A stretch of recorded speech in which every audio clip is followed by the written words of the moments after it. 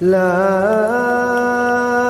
أقسم بيوم القيامة ولا أقسم بالنفس اللوامة أيحسب الإنسان أن لن نجمع عظامه بلى قادرين على أن نسوي بنانه. الحمد لله نحمده ونستعينه ونستغفره ونؤمن به ونتوكل عليه ونعوذ بالله من شرور أنفسنا ومن سيئات أعمالنا من يهده الله فلا مضل له ومن يضلله فلا هادي له ونشهد أن لا إله إلا الله وحده لا شريك له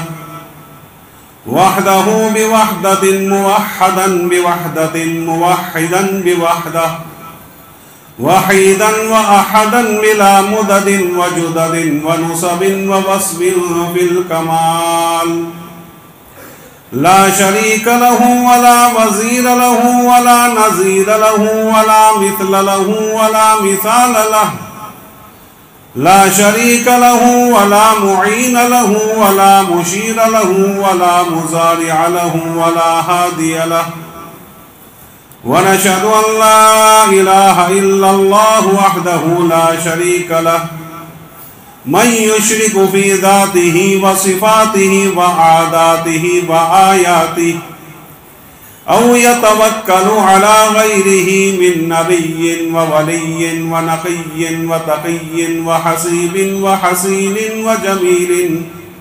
وجميل وصغير وكبير فعليه الخسران والوبال ثم نشهد أن سيدنا ونبينا ومولانا محمدا عبده ورسوله إمام المشرقين وإمام المغربين رسولا مكيا مدنيا هاشميا قريشيا كروبيا روحانيا ريحانيا نبيا تقيا نقيا وليا دريا شمسيا قمريا بدريا بشيرا نذيرا وصلى الله تعالى عليه وعلى آله وسلم تسليما كثيرا كثيرا أما بعد فأعوذ بالله من الشيطان الرجيم بسم الله الرحمن الرحيم سبحان الذي أسرى بعبده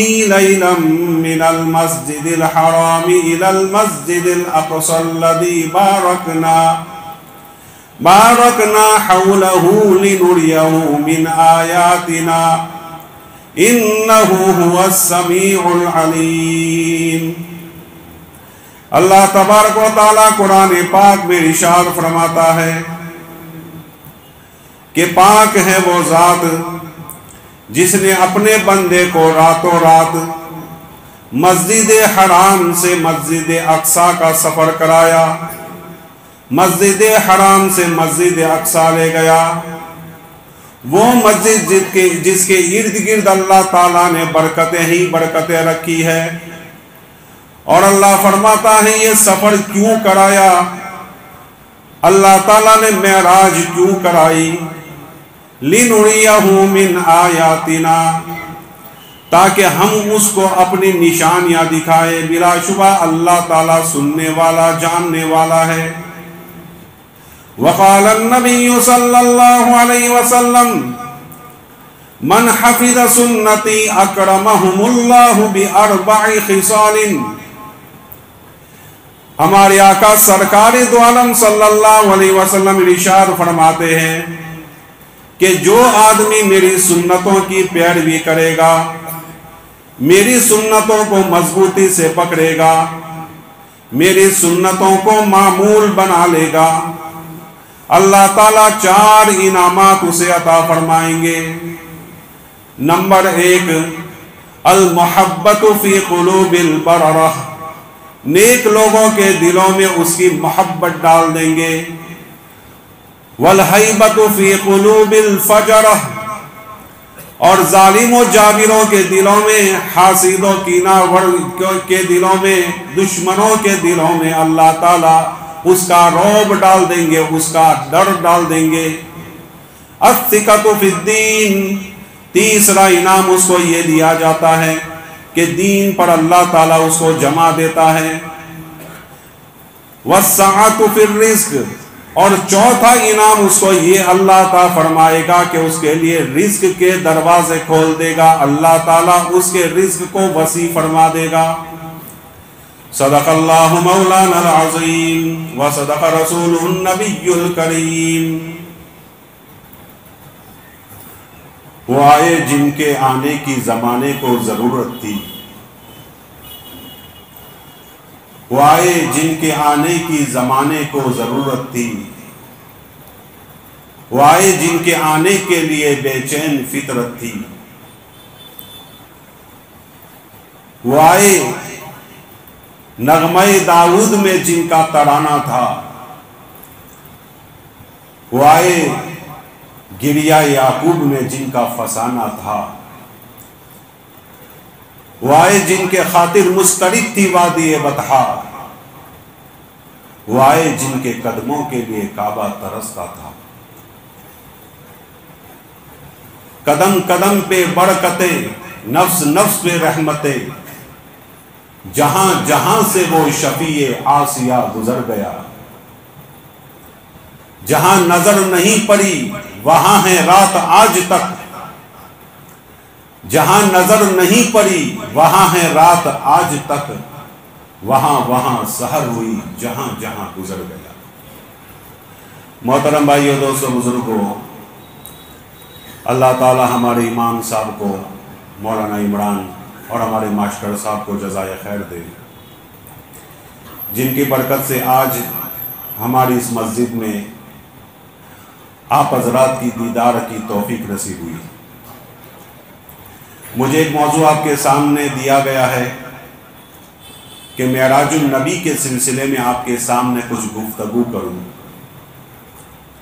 ویسے بھی اللہ کے نبی صلی اللہ علیہ وسلم کا ذکر باعث برکت، باعث رحمت ہے۔ جہاں جہاں بھی اللہ کے نبی کا ذکر ہوتا ہے وہاں اللہ کی برکتیں اور رحمتیں نازل ہوتی ہیں، اللہ خوش ہوتا ہے۔ اس لیے مولانا اشرف علی تھانوی یوں فرمایا کرتے تھے، جب بھی کسی معاشرے میں، جب بھی کہیں کسی علاقے میں مصیبتیں ہوں، تکلیفیں ہوں، بیماریاں ہوں، پلیگ ہوں، تو وہاں اللہ کے نبی کی سیرت کو بیان کرنی چاہیے۔ اللہ تعالیٰ اللہ کے نبی صلی اللہ علیہ وسلم کی سیرت کو بیان کرنے کے برکت سے اللہ تعالیٰ وہ وبا، وہ تکلیف، وہ مصیبت، وہ فسادات ختم فرما دیتا ہے۔ انہوں نے خود اپنا ایک واقعہ بیان کیا ہے کہ جب میں ذکر حبیب کتاب لکھ رہا تھا، آقا سرکار دو عالم صلی اللہ علیہ وسلم کی سیرت لکھ رہا تھا، اسی دوران تھانہ بھون اور اطراف کے علاقے میں پلیگ پھوٹا، بیماریاں پھیلی، لوگ مرنے لگے۔ لیکن میں نے یہ اندازہ لگایا کہ میں جب بھی اللہ کے نبی کی سیرت لکھتا تھا، اس روز کوئی اموات نہیں ہوتی تھی، کوئی مرتا نہیں تھا، لیکن جب کسی مجبوری کی وجہ سے نبی صلی اللہ علیہ وسلم کی سیرت لکھنا ادھر ادھر ہو جاتا تھا یا بھول جاتا تھا تو اس روز کوئی نہ کوئی مر جاتا تھا۔ تو وہ فرماتے ہیں کہ میں نے یہ طے کر لیا کہ میں نبی صلی اللہ علیہ وسلم کی سیرت روزانہ لکھوں گا تاکہ اس وبا کی وجہ سے کوئی آدمی نہ مرے۔ تو وہ فرماتے تھے میں لکھتا تھا اور اللہ تعالیٰ نے اس سیرت کی برکت سے کسی کو اللہ اس پلیگ میں موت نہیں دیتا۔ تو نبی صلی اللہ علیہ وسلم کی سیرت کو بیان کرنا، سیرت کا سننا، یہ باعث برکت ہے اور دفعی مضرات ہیں، دفعی آفات ہیں، اس سے آفات اور بلائیں ٹلتی ہے۔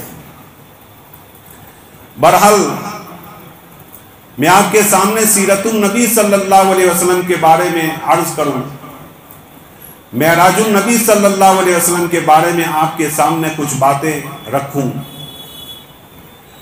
آپ صلی اللہ علیہ وسلم کو معراج کب ہوئی؟ اس کے بارے میں بہت سارے اقوال ہیں۔ روح المعانی ایک بہت بڑی تفسیر کی کتاب ہے، اس میں بہت سارے اقوال لکھے ہیں۔ ربیع الاول، ربیع الاخر، شعبان، رمضان، شوال، یہ سارے مہینے لکھے ہیں۔ اس میں رجب کا مہینہ نہیں لکھا، حالانکہ سارے قول موجود ہیں، لیکن رجب کا مہینہ اس میں نہیں ہے۔ یعنی ان کا قول یہ ہے کہ رجب کے مہینے میں آپ صلی اللہ علیہ وسلم کو معراج نہیں ہوئی۔ 4 بڑی بڑی تفسیریں ہیں، روح المعانی، تفسیر کبیر، تفسیر صغیر، تفسیر کثیر اور تفسیر مدارک۔ یہ 4 بڑی تفسیریں، جتنی بھی تفسیریں 7 لاکھ تفسیریں لکھی جا چکی ہیں، 7,000 تفسیریں، بعض لوگوں نے اس سے بھی زیادہ لکھی ہے، 7 لاکھ، 3 لاکھ، اور 700 زبانیں میں تفسیریں لکھی جا چکی ہیں۔ یہ قرآن کا اعجاز ہے، قرآن کا معجزہ ہے۔ 3 لاکھ تفسیریں لکھی جا چکی ہے اور 700 زبانیں میں لکھی جا چکی ہے، یہ قرآن کا اعجاز ہے۔ بہرحال یہ جتنی بھی تفسیر ہیں، ان 4 تفسیروں کے درمیان اور ان 4 تفسیروں کے ارد گرد یہ گھومتی رہتی ہے ساری تفسیریں۔ بہرحال حضرت آدم علیہ السلام پہلے نبی ہے، ہمارے آقا سرکار دو عالم صلی اللہ علیہ وسلم آخری نبی ہے۔ پہلے نبی کو بھی جنت عطا کی گئی اور جنت کی سیر کرائی گئی اور جنت میں رکھا گیا۔ آخری نبی ہمارے آقا سرکار دو عالم صلی اللہ علیہ وسلم کو بھی جنت کی سیر کرائی گئی، جہنم کی سیر کرائی گئی۔ آقا سرکار دو عالم صلی اللہ علیہ وسلم کو کیوں یہ معراج کرائی گئی؟ اتنا بڑا اعجاز کہ آسمانوں پر بلایا گیا، کسی نبی کو نہیں بلایا، کوئی شخص نہیں گیا جہاں تک وہاں تک آپ صلی اللہ علیہ وسلم گئے۔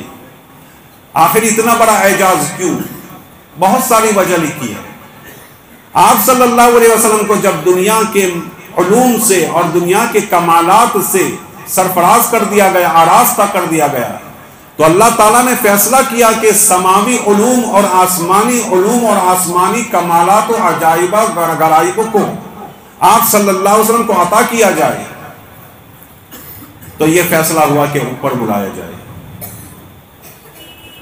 آپ صلی اللہ علیہ وسلم جب 50 سال 51 سال کی عمر تک پہنچ چکے، 51 سال 9 مہینے اور 28 دن کی عمر ہوئی آپ صلی اللہ علیہ وسلم کی۔ انہی اوقات میں آپ صلی اللہ علیہ وسلم پر بہت بڑے بڑے مصیبت کے پہاڑ گرے، بڑی بڑی مصیبتوں نے آپ صلی اللہ علیہ وسلم کو گھیرا، بڑی بڑی آزمائشوں میں مبتلا ہوئے اور مایوس رہنے لگے۔ سب سے پہلے تو خواجہ ابو طالب، جو ان کے لیے ایک ڈھال تھے، جو ان کے لیے ہر وقت لڑنے مرنے کے لیے تیار رہتے تھے، جن کی وجہ سے آپ صلی اللہ علیہ وسلم پر کوئی بڑی کارروائی نہیں کر سکتا تھا، جو آہانی دیوار تھے اور کفاروں کو مجال نہیں تھی کہ آپ صلی اللہ علیہ وسلم پر کوئی بڑی کارروائی کریں۔ ہمیشہ آپ صلی اللہ علیہ وسلم کے ڈھال بن کر رہنے والے خواجہ ابو طالب اس دنیا سے رخصت ہو گئے۔ اس کے بعد کچھ ہی مہینوں کے بعد حضرت خدیجہ رضی اللہ تعالیٰ عنہ اس دنیا سے رخصت ہو گئی۔ یہ آپ صلی اللہ علیہ وسلم کی پہلی بیوی ہے اور یہ وہ ہستی ہیں جو آپ صلی اللہ علیہ وسلم کی ہر وقت جان مال اور وقت کے اعتبار سے قربانیاں دینے والی۔ یہ وہی ہستی ہے، یہ وہی بیوی ہے جن سے آپ صلی اللہ علیہ وسلم کے 7 اولاد ہوئی، 4 بیٹیاں اور 3 بیٹے۔ یہ وہی بیوی ہے جب آپ صلی اللہ علیہ وسلم گھر تشریف لاتے ہیں، نبوت مل چکی ہے، گھبرائے ہوئے ہیں، اللہ کے نبی صلی اللہ علیہ وسلم فرماتے ہیں کہ خدیجہ مجھے نبوت مل چکی ہے، مجھے نبی بنا دیا گیا ہے، مجھ پر کون ایمان لائے گا؟ یہی وہ ہستی ہے، یہی وہ بیوی ہے جس نے آگے چل کر کہا، اپنا ہاتھ بڑھایا اور کہا اے نبی اللہ اپنا ہاتھ مجھے دیجئے، میں آپ کے ہاتھ پر سب سے پہلے ایمان قبول کرتی ہوں۔ یہ وہ کبھی آپ صلی اللہ علیہ وسلم آتے تھے اور کہتے تھے کہ خدیجہ فلاں بیوہ بیچاری غریب ہے، خدیجہ فلاں بچہ یتیم ہے، خدیجہ ہمارے محلے کے فلاں آدمی بیچارے بھوکے ہیں، خدیجہ فلاں آدمیوں کو میں حرم میں دیکھ کر آیا ہوں، بیچارے پردیسی ہے، کپڑے ان کے پاس نہیں ہے۔ یہ وہ خدیجہ ہے کہ اللہ کے نبی صلی اللہ علیہ وسلم کی ایک آواز کے اوپر اپنا سامان رکھنا شروع کر دیتی تھی، مال لگانا شروع کر دیتی تھی۔ کبھی کبھی تو ایسا ہوتا تھا مال کی تھپیاں لگاتے لگاتے، مال کے انبار لگاتے لگاتے، کبھی آپ صلی اللہ علیہ وسلم مال کے اس طرف ہو جاتے تھے، حضرت خدیجہ اس طرف ہوتی تھی، نہ حضرت خدیجہ آپ صلی اللہ علیہ وسلم کو دیکھتی تھی، نہ آپ صلی اللہ علیہ وسلم حضرت خدیجہ کو دیکھ سکتے تھے، اتنی قربانیاں دینے والی۔ آپ صلی اللہ علیہ وسلم کی 50 سال کی عمر ہوئی، دنیا سے وہ رخصت ہو گئی۔ جو آپ صلی اللہ علیہ وسلم کے کندھے کا سہارا تھی، پیٹھ کو تھپ تھپانے والی تھی، 4 بیٹیوں کی ماں دنیا سے رخصت ہو گئی، آپ صلی اللہ علیہ وسلم کو بڑا صدمہ ہوا۔ روایتوں میں آتا ہے کہ آپ صلی اللہ علیہ وسلم جنازے کے پیچھے چل رہے تھے اور لوگ دیکھ رہے تھے کہ ان کی آنکھوں سے بڑے بڑے آنسو ٹپک رہے ہیں۔ اسے ایک بات معلوم ہوئی، کسی کے مرنے کے اوپر رونا جائز ہے، لیکن صرف رو سکتے ہیں، آواز نہیں نکال سکتے، چلا نہیں سکتے، واویلا نہیں کر سکتے، یہ حرام ہے۔ رو سکتے ہیں، آنسو بہ جائے، یہ غیر اختیاری بات ہے، آدمی محبت کے مارے وہ روتا ہے، یہ جائز ہے، لیکن چلانا جائز نہیں۔ بہرحال اب آپ صلی اللہ علیہ وسلم کے چچا کا انتقال ہوا، بیوی کا انتقال ہوا، کفاروں کو جرأت بڑھ گئی، آپ صلی اللہ علیہ وسلم کو طرح طرح سے ستانے لگے، ہر قسم کی تکلیفیں اذیتیں پہنچانے لگے۔ اب کیا ہوا، آپ صلی اللہ علیہ وسلم نے ارادہ کیا کہ اب میں مکہ چھوڑ دوں، اب یہاں میرے رہنے کے لائق یہ مکہ نہیں رہا۔ مجبور ہو کر مکہ چھوڑا، طائف گئے، چلو وہاں چین کی سانس لیں گے، لیکن وہاں بھی چین نہیں ملا۔ وہاں 3 بڑے بڑے سردار تھے، مسعود، عبد یالیل اور حبیب، یہ 3 بھائی تھے اور تینوں بڑے سردار تھے۔ آپ صلی اللہ علیہ وسلم نے سوچا چلو انہی کے پاس جائیں، یہ ایمان لے آئیں گے تو بات بن جائے گی، لیکن ایک نے کہا میں آپ کی بات سننا نہیں چاہتا، دوسرے نے کہا اللہ تعالیٰ کو آپ ہی ملے، تیسرے نے کہا کہ اگر آپ سچے ہیں تو میں کچھ بولوں گا گستاخی ہو جائے گی، آپ جھوٹے ہیں تو جھوٹے کی بات میں کیوں سنوں، ناچنا نہ ہو تو آنگن ٹیڑھا۔ بہرحال ان لوگوں نے آپ صلی اللہ علیہ وسلم کا نہیں مانا۔ ہمارے آقا سرکار دو عالم صلی اللہ علیہ وسلم 10 دن تک طائف میں گھومتے رہے، کسی نے ساتھ نہیں دیا، یہاں تک کہ کچھ لوگ مکہ کے رہنے والے تھے وہ بھی انجانے ہو گئے۔ جاتے جاتے آپ صلی اللہ علیہ وسلم نے ایک عورت کو کہا، ایک نوجوان عورت کو کہا، لڑکی کو کہا کہ تو مکہ کی رہنے والی ہے، تو مکہ کی رہنے والی ہے اور مکہ کے لوگوں کی گھٹی کے اندر مہمان نوازی پڑی ہے، تو نے تو مجھے پانی کا نہیں پوچھا، میں تیرے وطن کا آدمی ہوں، پانی کا تو پوچھ لیتی، کچھ نہیں، کسی نے کچھ نہیں پوچھا۔ پھر ان بڑے بڑے چودھریوں کو خطرہ محسوس ہوا تو آپ صلی اللہ علیہ وسلم کو نکالنے کی فکر شروع کی، بچوں کو لگا دیا، اوباشوں کو لگا دیا، نوجوانوں کو لگا دیا، یہ چلاتے تھے، آوازیں کستے تھے، سیٹیاں مارتے تھے۔ آپ صلی اللہ علیہ وسلم نے وہاں سے نکلنا مناسب سمجھا، یہاں تک کہ آپ صلی اللہ علیہ وسلم پر پتھراؤ شروع کر دیا۔ آپ صلی اللہ علیہ وسلم بھاگتے جاتے تھے، حضرت زید بن حارث بھی ان کے پیچھے پیچھے جا رہے ہیں، بھاگتے جا رہے ہیں، یہ پتھر مار رہے ہیں، لائنیں لگی ہوئی ہے، آپ صلی اللہ علیہ وسلم کو پتھر مارے جا رہے ہیں، پاؤں میں مارے جا رہے ہیں۔ ہمارے آقا سرکار دو عالم صلی اللہ علیہ وسلم پاؤں پکڑ کر بیٹھ جاتے تھے کہ مجھے پاؤں میں نہ مارے، لیکن یہ بدبخت کیا کرتے تھے، آپ صلی اللہ علیہ وسلم کا کندھا ادھر سے پکڑتے تھے، ایک ادھر سے پکڑتا تھا، کھڑے کرتے تھے اور کہتے تھے پاؤں میں مارو تاکہ دوبارہ طائف نہ آنے پائے۔ اس طرح آپ صلی اللہ علیہ وسلم کو مارتے مارتے 4.5 کلومیٹر پہنچ گئے۔ کتنے؟ 4.5 کلومیٹر۔ شاید آپ لوگوں کا طائف جانا ہوا ہو، اب تو اللہ نے آسانیاں کر دی ہیں، پہلے بہت وہاں جانا مشکل تھا، پابندیاں تھی، کوئی جا نہیں سکتا تھا اور جنگلوں سے ہو کر نکلتے تھے، ایسی حالت ہے، لیکن اب تو بالکل کھلی اجازت دے دی ہے۔ لیکن ابھی ہمارا جانا ہوا تو وہ مسجد بند تھی جو پہلے کھلی ہوتی تھی، مسجد علی ہے، مسجد رسول ہے، وہ پتھر جہاں آپ صلی اللہ علیہ وسلم یہ ٹیک لگائے بیٹھے تھے وہ سب کاٹن کر دیا ہے، شاید ابھی کھل گیا ہو تو پتہ نہیں، کورونا کی وجہ سے بند تھا۔ بہرحال اللہ تعالی ہم سب کو مکہ، مدینہ اور آپ صلی اللہ علیہ وسلم کے روضہ اور طائف وغیرہ سارے زیارات جو ہیں وہ ہم سب کو نصیب فرمائیں، آپ کے برکت سے اللہ تعالیٰ مجھے بھی نصیب فرمائیں۔ بہرحال تو آپ صلی اللہ علیہ وسلم پتھر سے ٹیک لگا کر بیٹھ گئے. تو ان کفاروں نے پھر آپ صلی اللہ علیہ وسلم پر پتھراؤ کیا. آپ صلی اللہ علیہ وسلم چلنے کے لائق نہیں رہے, بڑی تکلیفیں پہنچائی گئی, بڑی اذیتیں, اتنے زخم آئے کہ چلنے کے قابل نہ رہے. حضرت زید بن حارث رضی اللہ تعالیٰ عنہ آپ صلی اللہ علیہ وسلم کو اپنے کندھے پر اٹھایا اور کندھے پر اٹھا کر دوڑے, آپ صلی اللہ علیہ وسلم کو لے کر دوڑے تاکہ میرے نبی کو کوئی مارے نہیں, پتھراؤ ہو رہا ہے. اور اتنے مجبور ہوئے کہ عتبہ اور شیبہ کا ایک باغ تھا, اس میں چلے گئے. عتبہ اور شیبہ مکہ کے رہنے والے تھے اور آپ صلی اللہ علیہ وسلم کے سب سے بڑے دشمنوں میں سے تھے. 5 بڑے دشمن تھے, اس میں سے یہ 2 تھے. اب ذرا سوچے, جس آدمی کو دشمنی ہوتی ہے اس آدمی کے گھر کے قریب سے آدمی گزرنا پسند نہیں کرتا. لیکن ذرا سوچے آپ کے ہمارے نبی صلی اللہ علیہ وسلم کو کتنا ستایا ہوگا, کتنا مارا گیا ہوگا کہ دشمن کے باغ میں پناہ لینے کے لیے مجبور ہو گئے. اندر گئے. عتبہ اور شیبہ نے دیکھا تو وہ بھی تعجب میں پڑ گئے, دل پسیج گیا. ہر وقت ستانے والے آدمی کا دل پسیج گیا, نرم ہو گیا, کیسا مارا. عداس کو کہا, عداس جاؤ, پانی دو, انگور دو, کھلاؤ ان کو. وہ بھی رحم کرنے لگے. ذرا سوچے کتنا مارا ہوگا, کتنی تکلیف پہنچائی ہوگی. تو عداس پہنچے اور پانی پیش کیا, منہ دھویا. منہ دھونے کے بعد انگور کھائے اور کھاتے کھاتے کہنے لگے, کہاں کے ہو؟ کہا عراق کا. عراق گاؤں کون سا؟ نینوا کا. اچھا میرے بھائی یونس کے گاؤں کے رہنے والے ہیں. تو وہ بھی ایک دم چوک ہے کہ آپ کو کیسے پتا؟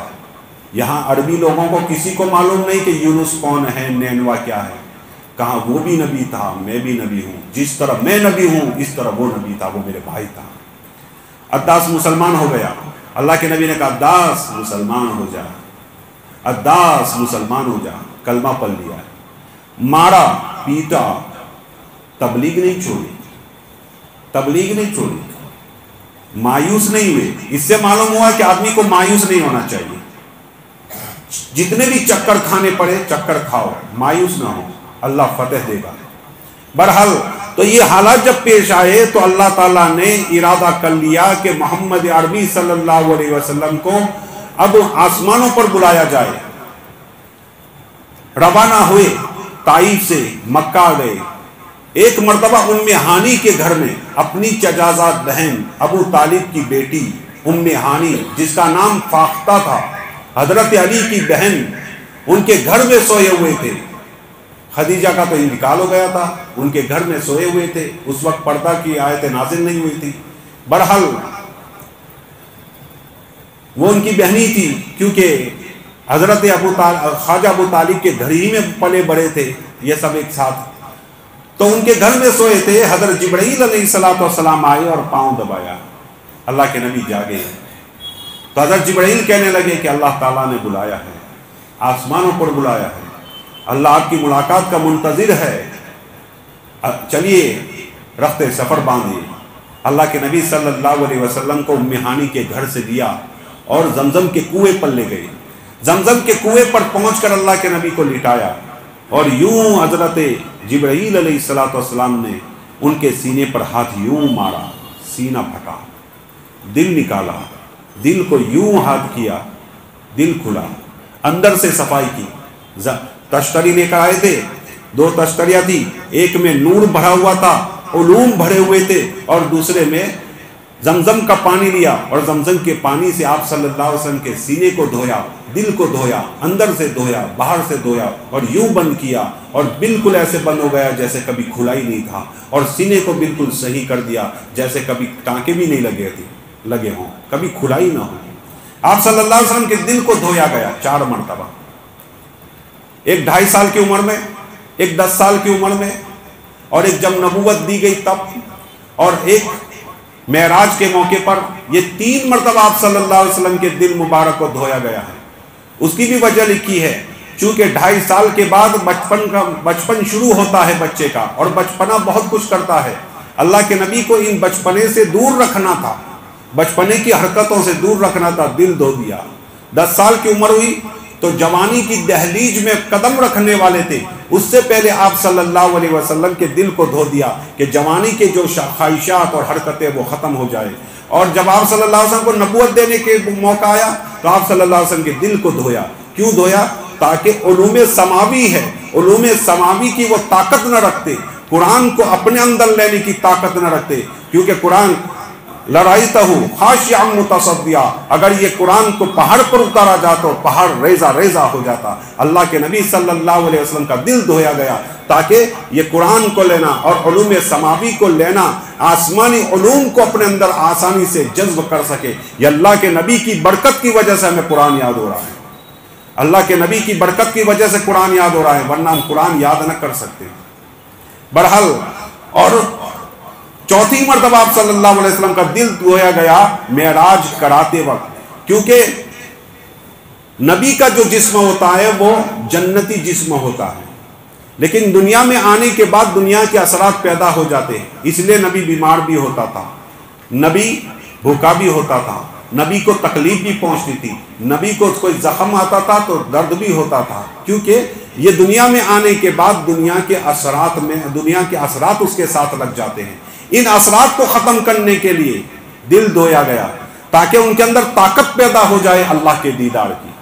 ابھی ہم اللہ کا دیدار کرنا چاہے ہم نہیں کر سکتے. حضرت موسیٰ علیہ السلام نے کہا اے اللہ مجھے آپ کا دیدار کرنا ہے. اللہ نے کہا نہیں کر سکو گے. کہا کرنا ہے. نہیں کر سکو گے، کرنا ہے. چلو ٹھیک ہے، میں اپنی تجلی اتارتا ہوں فلاں پہاڑ پر، اگر تجلی کو تم دیکھ لو اور برداشت کر لو تو تم میرا دیدار کر سکو گے. تجلی اترتے دیکھا، نظر پڑی، دھڑام سے نیچے گرے، بے ہوش ہو گئی، کیونکہ دل دھویا نہیں گیا تھا. یہ دنیا کے اثرات والا جسم تھا، وہ برداشت نہیں کر سکتا تھا. کل قیامت کے دن اللہ تعالیٰ کا ہم کو دیدار اللہ کرائے گا. یہ ہمارا جسم نہیں ہوگا، یہ تو فنا ہو جائے گا.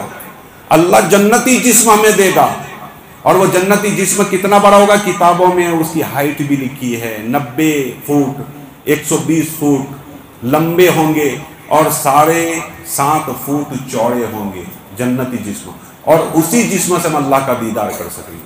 بہرحال تو اللہ تعالیٰ نے آپ صلی اللہ علیہ وسلم کے دل کو اس لیے دھلوایا تاکہ اللہ تعالیٰ کا دیدار کر سکے اور علوم سماوی آسمانی جو علوم ہے اس کو جذب کر سکے. آپ صلی اللہ علیہ وسلم کو دل دھونے کے بعد حتیم میں لایا گیا.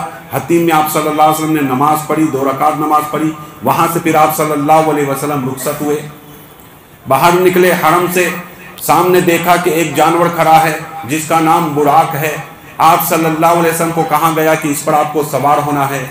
براق اس لیے کہتے ہیں کہ براق کا معنی یہ عربی لفظ ہے چمک، بجلی، چونکہ یہ بجلی کی طرح اڑتا تھا، چلتا نہیں تھا، اڑتا تھا، اس لیے اس کو بجلی کہتے ہیں، یعنی براق. بہرحال آپ صلی اللہ علیہ وسلم جب قریب ہوئے تو یہ شوخی ماننے لگا، بدکنے لگا.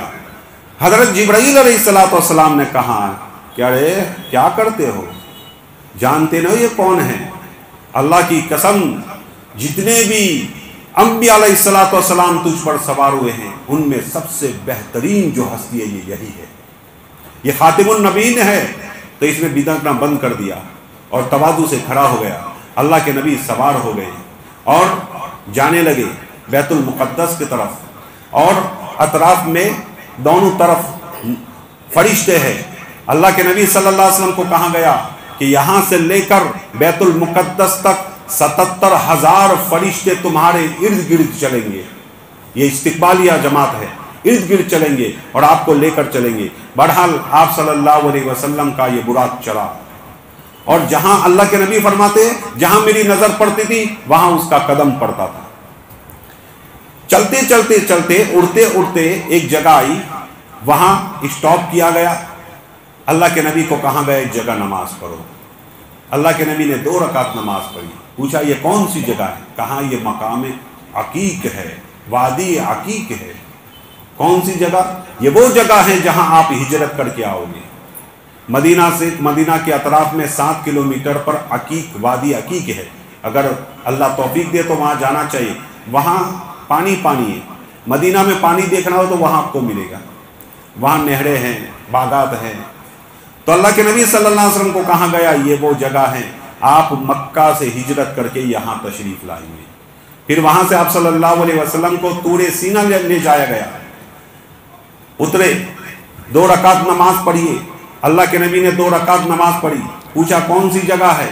کہا یہ طور سینہ ہے جہاں حضرت موسیٰ علیہ السلام کو توریت عطا کی گئی تھی۔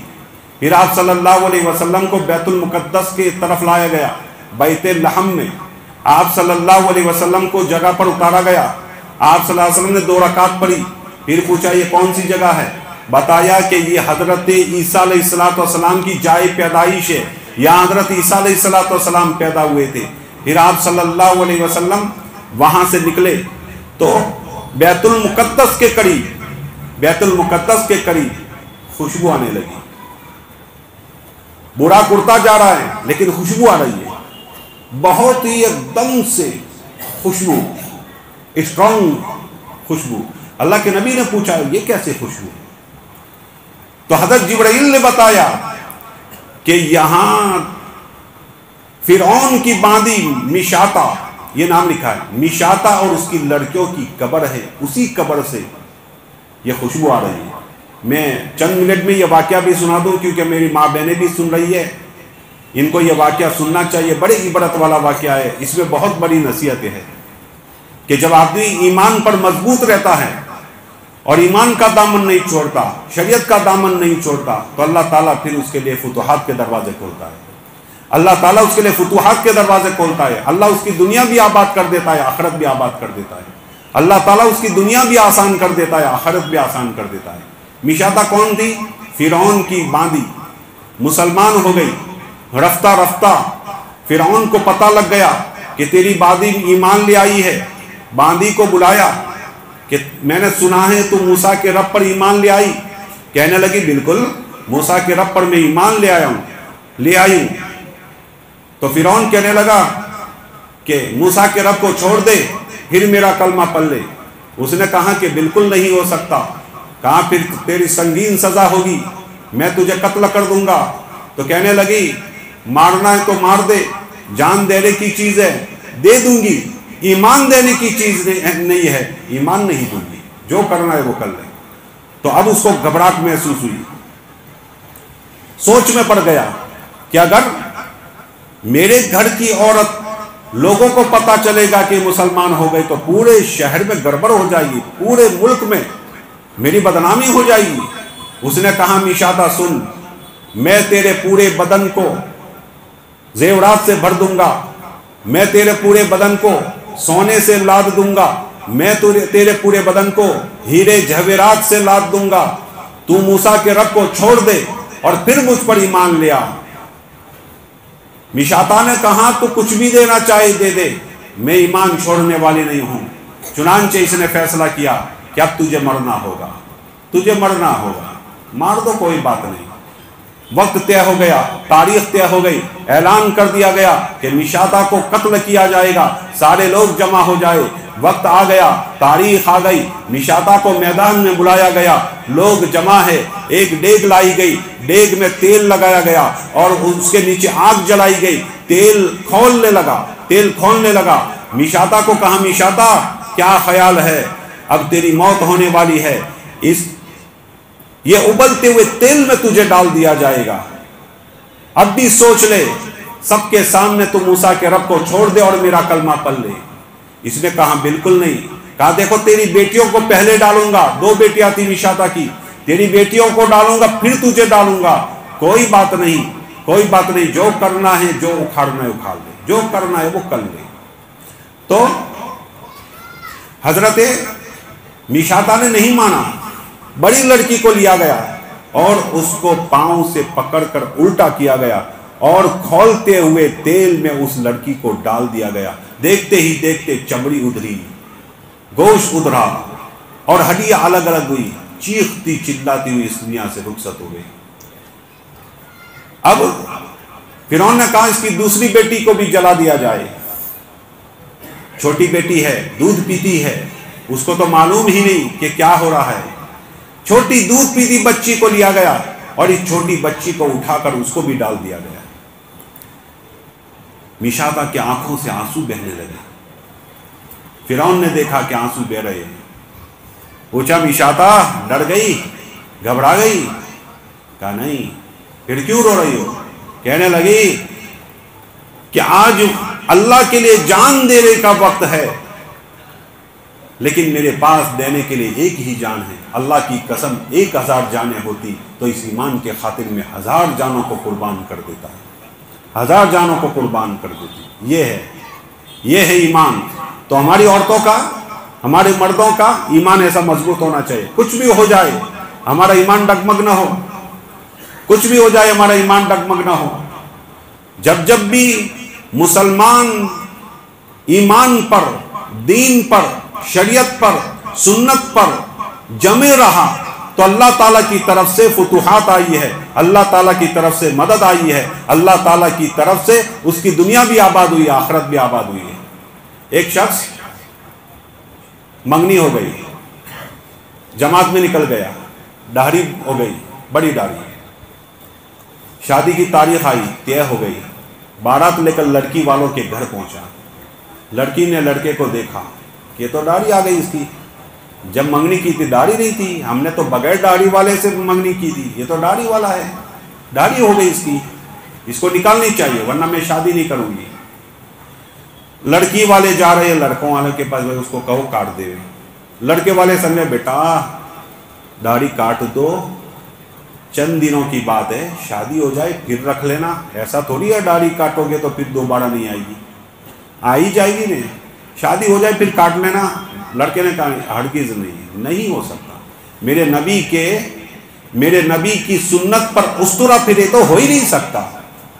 بیٹا شادی ٹوٹ جائے گی، لاکھوں ہزاروں روپے خرچ کیے ہیں، ہزاروں روپے خرچ کیے تب یہاں پہنچے ہیں، جتنا بھی خرچ ہونا ہے ہو جائے، جتنا بھی نقصان ہونا ہے ہو جائے، یہ تو ہو ہی نہیں سکتا کہ میں نبی صلی اللہ علیہ وسلم کی سنت پر اپنا استورا پھیروں، یہ تو ہو ہی نہیں سکتا۔ بہرحال اب لڑکی والوں نے پوچھا کیا کرتے ہو؟ لڑکے سے پوچھا کیا ہے؟ نہیں کٹاؤں گا، شادی نہیں ہوگی۔ ٹھیک ہے جاتے ہم۔ یہ ساری چیزیں چودھری دیکھ رہا تھا، یہ اتنا مالدار آدمی تھا کہ جس کی جو پراپرٹی تھی اس پراپرٹی میں 3 اسٹیشن تھے۔ کتنی بڑی پراپرٹی، کتنی بڑی زمین ہوگی، کتنا بڑا وہ زمیندار ہوگا۔ اس نے سارا منظر دیکھا، لڑکی والوں سے پوچھا شادی نہیں کرو گے؟ نہیں کریں گے۔ لڑکے سے پوچھا داڑھی کٹاتا ہے؟ کہا نہیں کٹاؤں گا۔ ٹھیک ہے میرے گھر چلو، ساری بارات میرے گھر لے لو۔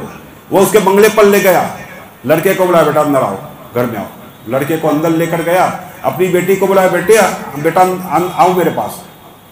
بیٹی کو کہا بیٹا دیکھو یہ لڑکا ہے، تجھے پسند ہے، مجھے امید ہے یہ بچہ تیرے حقوق کو نہیں توڑے گا، تیرے حقوق ضرور ادا کرے گا، یہ شریعت کے مطابق زندگی گزارے گا اور شریعت کے مطابق تیری پرورش کرے گا اور تیری خدمت کرے گا، پسند ہے؟ لڑکی نے کہا پسند ہے۔ لڑکے کو پوچھا بیٹا میری لڑکی پسند ہے؟ کہا پسند ہے، چلو تیرے ابا وغیرہ کو بلا لو۔ ابا وغیرہ کو بلایا، کہا میری لڑکی سے اس کی شادی ہونی چاہیے۔ ٹھیک ہے عالم صاحب کو بلاؤ۔ عالم صاحب کو بلایا اور نکاح پڑھا دیا۔ ادھر کیا تھا، کیا معلوم ہو رہا تھا تھوڑی دیر پہلے کہ بہت بڑا نقصان ہو رہا ہے، داڑھی نہیں کٹائے گا تو بہت بڑا نقصان ہو جائے گا، لیکن وہ دین پر جمع رہا تو پھر اللہ تعالیٰ نے چودھری کے گھر اس کی شادی کرا دی اور لاکھوں کروڑوں روپے کا وہ مالک ہو گیا۔ بہرحال تو اللہ کے نبی صلی اللہ علیہ وسلم آگے بڑھے، بیت المقدس پہنچے۔ حضرت جبرائیل علیہ السلام نے عرض کیا اے نبی اللہ براق سے اتریے۔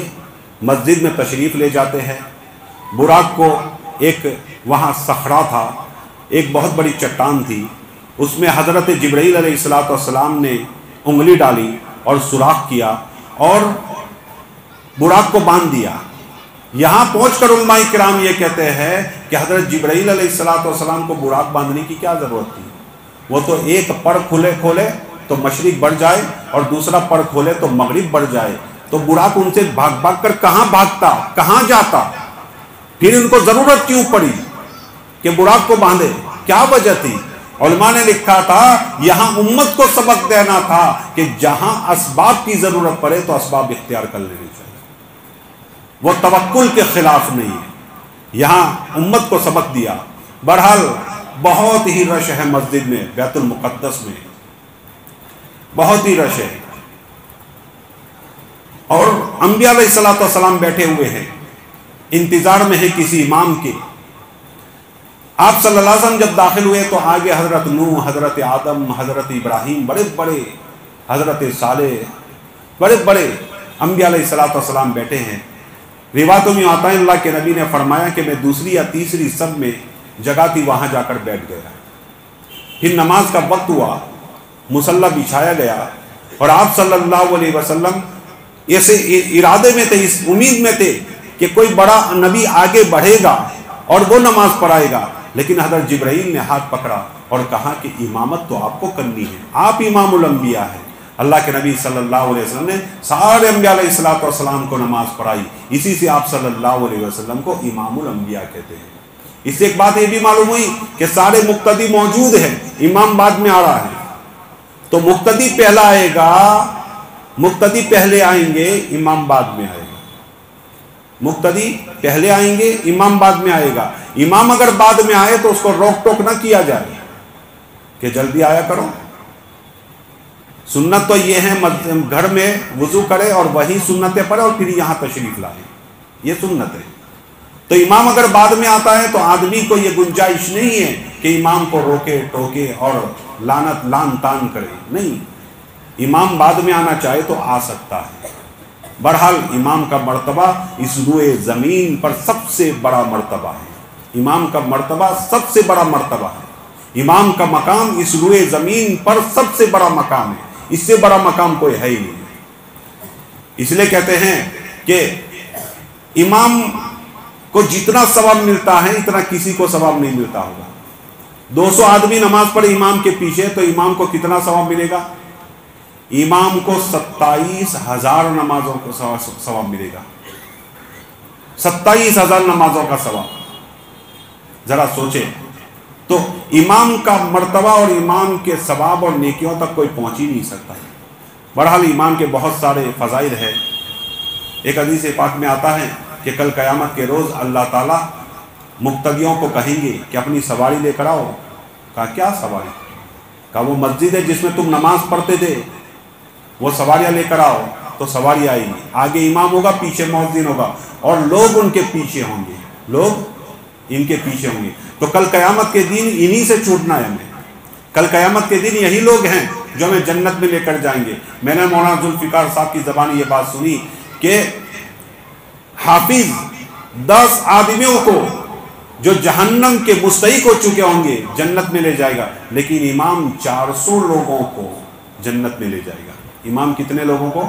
400 لوگوں کو، عالم 400 لوگوں کو جنت میں لے جائے گا۔ اس میں ہم ہی لوگ ہوں گے، یہ نماز پڑھنے والے، یہ مقتدی، لعن طعن کرنے والے نہیں ہوں گے، برا بھلا امام کو کہنے والے نہیں ہوں گے، امام کو جو امام کی غیبتیں کرتے ہیں وہ نہیں ہوں گے، امام کی چغلی کرتے تھے وہ نہیں ہوں گے، وہ ہوں گے جو صحیح طریقے پر امام سے محبت کرتے ہوئے یہاں اقتداء کرتے تھے اور یہاں نمازیں پڑھتے تھے، اور جو ان سے محبتیں کرتے تھے، جو ان کے ہمدرد تھے۔ بہرحال اللہ کے نبی صلی اللہ علیہ وسلم کو حضرت جبرائیل علیہ الصلوۃ والسلام نے کہا جلدی چلیے، اللہ انتظار کر رہا ہے۔ باہر نکلے، باہر تشریف لائے۔ ایک واقعہ میں درمیان میں عرض کر دوں، 2 واقعہ عرض کر دوں، میں بھول گیا ہوں کہنا آپ کو کہ 27 رجب صلاح الدین ایوبی نے جب بیت المقدس کو فتح کیا، وہ 27 رجب تھی، اور جب وہ بیت المقدس میں داخل ہوئے تو عالم اسلام نے خوشیاں منائی، عالم اسلام نے خوشیاں منائی، اور لوگوں نے کہا یہ وہی رات ہے جس میں آپ صلی اللہ علیہ وسلم کو معراج ہوئی تھی۔ یعنی بیت المقدس سے ہی آپ صلی اللہ علیہ وسلم کو 27 رجب کو معراج ہوئی، اور 27 رجب کو ہی بیت المقدس کو فتح کر کے صلاح الدین ایوبی داخل ہوئے تھے۔ ایک واقعہ یہ بھی بنا کہ ابو سفیان کو بلایا ہرقل نے، شاہ کیسر نے، اور پوچھا کہ وہ تمہارا نبی کیسا ہے، کیا ہے؟ تو انہوں نے چاہا، ابو سفیان نے، کہ اللہ کے نبی صلی اللہ علیہ وسلم کے کردار کو ذرا ڈیمیج کروں، کچھ ایسی بات کہہ دوں جس سے بادشاہ بھڑک جائے۔ تو کہنے لگا آپ کو پتا ہے وہ محمد کیا کہتے ہیں؟ وہ کہتا ہے کہ میں راتوں رات مسجد اقصی آیا اور پھر لوٹ کر مکہ واپس آیا. وہ ایسا کہتا ہے. کوئی آدمی آ سکتا ہے؟ کوئی آدمی 1000 کلومیٹر یعنی جو 1 مہینے کا سفر ہے، 1 مہینے کا سفر ایک رات میں کوئی کر سکتا ہے؟ تو اس وقت پادری لوگ بیٹھے ہوئے تھے. اس میں سے ایک پادری بولا کہ یہ واقعہ جو کہہ رہا ہے وہ بالکل صحیح ہے، اس لیے کہ جس رات محمد عربی صلی اللہ علیہ وسلم وہاں تشریف لائے تھے اس رات خدمت کی باری میری تھی. رات کو میں نے سارے دروازے بند کیے، لیکن ایک دروازہ بند ہی نہیں ہوا تھا. خادموں کو بلایا، بہت زور لگایا، دروازہ بند ہی نہیں ہوا. ہم نے سوچا چلو صبح اس کے کام لیں گے، صبح بات رہے گی. ہم چلے گئے، صبح پھر آئے، دروازہ بند کیا، بند ہو گیا. ہم نے ادھر ادھر دیکھا تو کچھ آثار ایسے معلوم ہوئے. ہم نے ہماری کتابوں کو دیکھا تو معلوم ہوا کہ یہ وہی رات تھی جس میں محمد عربی صلی اللہ علیہ وسلم کو معراج کرانی تھی. تو یہ جھوٹ بول رہا ہے کہنے والا ابو سفیان، محمد عربی سچے ہیں. بہرحال آپ صلی اللہ علیہ وسلم کو براق پر بٹھایا گیا. پہلا آسمان حضرت آدم علیہ السلام سے ملاقات ہوئی. فرشتوں نے استقبال کیا، آؤ میرے بیٹے آ جاؤ. استقبال ہوا، اہلا و سہلا. پھر آپ صلی اللہ علیہ وسلم دوسرے آسمان پر گئے تو حضرت عیسیٰ اور حضرت یحییٰ سے ملاقات کی. یا اخی تعال یا اخی، میرے بھائی آ جاؤ. استقبال کیا. تیسرے آسمان پر حضرت یوسف علیہ السلام. چوتھے آسمان پر حضرت ادریس سے ملاقات ہوئی. اور چھٹے آسمان پر اور پانچویں آسمان پر حضرت ہارون علیہ السلام سے ملاقات ہوئی. چھٹے آسمان پر حضرت موسیٰ سے ملاقات ہوئی. اور ساتویں آسمان پر حضرت ابراہیم سے. علماء کرام نے اس کا شارٹ کٹ آیاہما، الف سے آدم، عین سے عیسیٰ، یا سے یوسف، الف سے ادریس اور ہا سے ہارون، میم سے موسیٰ اور الف سے ابراہیم علیہ السلام. حضرت سب نے استقبال کیا، کھڑے ہو گئے، ویلکم کیا. لیکن جب ساتویں آسمان پر بیت المعمور پر پہنچے تو ایک بوڑھے کو دیکھا کہ وہ بیٹھے ہوئے ہیں یوں اپنے پاؤں اٹھائے ہوئے اور یوں بیٹھے ہوئے ہیں. اللہ کے نبی صلی اللہ علیہ وسلم نے پوچھا یہ کون ہے؟ کہا یہ آپ کے ابا ہے ابراہیم علیہ السلام. وہ کھڑے نہیں ہوئے. جب اللہ کے نبی قریب گئے تو کھڑے ہو گئے. اس سے ایک بات معلوم ہوئی کہ بیٹا چاہے کتنا بھی آگے نکل جائے لیکن باپ تو باپ ہی ہوتا ہے. باپ تو باپ ہی ہوتا ہے. اس لیے میرے بھائیوں ہمیں چاہیے کہ ہم کتنے بھی آگے بڑھ جائے لیکن ماں باپ کی خدمت نہ چھوڑیں، باپ کا احترام نہ چھوڑیں. یہ وہ باپ ہے جو ہمیں بچپن سے بڑا کرتا ہے. یہ وہ باپ ہے جو بھوکا رہ کر ہمارا پیٹ بھرتا ہے. یہ وہ باپ ہے روکھی سوکھی کھا لیتا ہے اس لیے کہ میرا بیٹا چکنی روٹی کھا سکے، میرا بیٹا نرم روٹی کھا سکے. یہ وہ باپ ہے جو کوہلو کے بیل کی طرح گھومتا رہتا ہے اور جس طرح تیل نکلتا ہے اسی طرح وہ اپنا پسینہ بہا دیتا ہے. اسی طرح وہ اپنا پسینہ بہا دیتا ہے. یہ اپنا پسینہ اس لیے بہاتا ہے کہ میرا بیٹا پروان چڑھ جائے، میرا بیٹا خوشحال ہو جائے. اپنے بیٹے کی ایک مسکراہٹ کے لیے وہ اپنی راتوں قربان کر دیتا ہے. یہ وہ باپ ہے جو بچپن سے بڑا کرتا ہے کہ میرا بیٹا کچھ آگے چل کر میرا نام روشن کرے گا. لیکن کبھی کچھ بچے ایسے ہوتے ہیں جو اسی باپ کو کہتے ہیں تو نے میرے لیے کیا کیا، تو نے میرے لیے کیا کیا. تیرے لیے تو بہت کچھ اس نے کیا، تیرے پیدا ہوتے ہی تیرا گلا دبا دیا تو اس دنیا سے رخصت ہو جاتا. لیکن ایسا نہیں کیا اس نے تیری خدمت کی، رات جاگا اور کبھی اس دواخانے کبھی اس دواخانے. میرا بیٹا ٹھیک ہو جائے، میرا بیٹا ٹھیک ہو جائے. ایک طرف تو وہ رکھتا تھا دواخانے میں اور دوسری طرف جا کر مسجد میں دعا کرتا تھا اے اللہ میرے بیٹے کو شفا دے دے. یہ وہ ہے، یہ وہ باپ ہے جنہوں نے پوری زندگی اپنی گزار دی ہوتی ہے اور اپنی کمر جھکی ہوئی ہوتی ہے اور اپنی کمر مضبوط کرنے کے لیے، بیٹے کی کمر مضبوط کرنے کے لیے اپنی کمر کو جھکا دیتا ہے. اپنے بیٹے کو طاقت دینے کے لیے، اپنے بیٹے کے بازو میں طاقت بڑھنے کے لیے اپنے بازو کی طاقت کھو دیتا ہے. یہ وہ باپ ہے جو اپنے بیٹے کو پاؤں پر کھڑا کرنے کے لیے اپنے پاؤں کو دکھا دیتا ہے. یہ وہ ہستیاں ہیں. لیکن آج کچھ بچے ایسے ہیں جو اپنے ماں باپ کو تو میں کرتے ہیں. آگے چل کر میں ماں کی انشاءاللہ ماں کے فضائل بھی آپ کو عرض کرتا ہوں۔ بہرحال اللہ کے نبی صلی اللہ علیہ وسلم بیت المعمور سے آگے نکلے، سدرۃ المنتہا پر پہنچے۔ حضرت جبرائیل علیہ السلام نے عرض کیا، اے نبی اللہ، بس یہ میرا ہینڈ ہے، یہاں سے میں آگے نہیں بڑھ سکتا۔ آپ صلی اللہ علیہ وسلم گھبرائے کہ بھائی جبرائیل کہاں جا رہے ہو، مجھے چھوڑ کر تنہا؟ اللہ کے نبی صلی اللہ علیہ وسلم گھبرائے۔ بعض علماء نے لکھا ہے کہ حضرت جبرائیل وہاں سے بھی آگے نکلے تھے، وہاں سے بھی آگے گئے تھے، کیونکہ بخاری جلد ثانی کا یہ الفاظ علا بہی الی الجبار رب العزہ، یہ الفاظ ہے، اس الفاظ سے یہ الفاظ یہ کہتے ہیں کہ حضرت جبرائیل آپ صلی اللہ علیہ وسلم کو لے کر جبار کے پاس گئے، رب العزت کے پاس گئے۔ اس سے معلوم ہوتا ہے کہ اس سے بھی آگے نکل گئے تھے، یہ بعض علماء نے کہا ہے، لیکن اکثر علماء یہ کہتے ہیں کہ سدرۃ المنتہا سے حضرت جبرائیل علیہ السلام رک گئے اور کہا کہ اللہ کے نبی اس سے آگے میں نہیں بڑھ سکتا۔ حضرت عطا اللہ شاہ بخاری کہا کرتے تھے کہ کاش میں جبرائیل کی جگہ میں ہوتا تو اللہ کی قسم میں جل جاتا، لیکن نبی صلی اللہ علیہ وسلم کا ساتھ کبھی نہ چھوڑتا۔ بہرحال اب آپ صلی اللہ علیہ وسلم کو ذرا وحشت محسوس ہونے لگی، تو اللہ تعالیٰ نے کچھ فرشتوں کو حضرت صدیق اکبر رضی اللہ تعالیٰ عنہ کی آواز دی، اور اس آواز میں ان فرشتوں نے کہا کہ اے محمد عربی صلی اللہ علیہ وسلم تشریف لے آئے، کیونکہ اللہ کے نبی صلی اللہ علیہ وسلم کو حضرت صدیق اکبر سے انسیت تھی، تو یہ آواز سن کر ان کے اندر ایک جوش پیدا ہوا، یہ آواز سن کر ان کے اندر جو وحشت تھی وہ ختم ہو گئی کہ میرا دوست یہاں موجود ہے، میرے دوست کی آواز ہے۔ بہرحال آپ صلی اللہ علیہ وسلم تشریف لے گئے اور اللہ تعالیٰ کے دربار میں حاضر ہوئے، 70,000 پردے تھے ہٹ گئے اور عرش کے سامنے جا کر بیٹھے، اور کچھ راز و نیاز کی باتیں ہوئی، کچھ راز و نیاز کی باتیں ہوئی۔